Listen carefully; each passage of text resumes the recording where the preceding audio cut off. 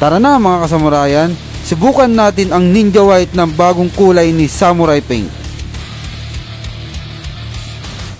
Ang una nating gagawin ay magliha ng fender gamit ang 100 na grit ng liha sa malinis na tubig. Lihain ng mabuti hanggang matanggal ang old paints para maiwasan ang reaction nito.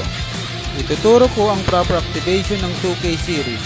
Ang red nozzle ilapag sa flat surface para tumayo sa push gamit ang palad.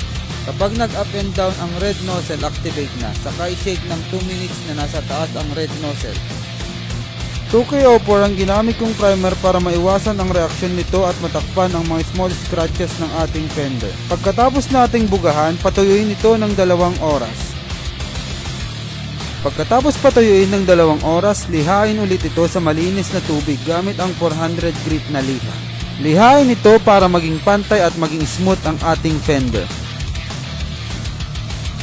At ang ginamit kong base color ay 2102 white. Mahalaga ang base color ng ating pintura para lumabas ang tunay na kulay ng ating top color. Nipisan lang ang unang buga para maiwasan ang tulo ng ating pintura. Saka natin i-second coat para pantay ang kulay niya.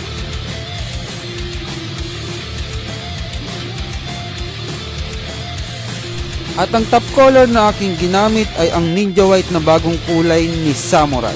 At para pantay ang ating pintura, layer by layer lang ang pagbubuga. At para mas lalong maging glitterize ang ating fender, ang gagamitin natin na top clear ay ang F1M Flat Clear Metallic ni Samurai. Ito na mga kasamurayan, ang bagong kulay ni Samurai na Ninja White na ginamitan ng F1M Flat Clear Metallic.